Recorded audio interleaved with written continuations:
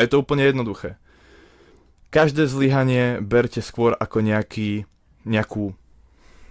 ďalšiu cestu k tomu sa ďalej rozvíjať. OK, tu máme ešte priestor na to prosperovať, tu máme ešte priestor na to sa vyvíjať, tu máme ešte priestor na to proste byť lepší. V kognitívno-behaviorálnej terapii, čo som spomínal v začiatku, je dôležité spraviť tzv. Reframe.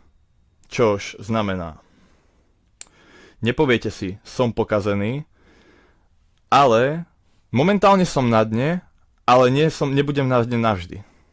Je to úplne jednoduché. Toto obdobie prejde. A ver tomu, že prejde.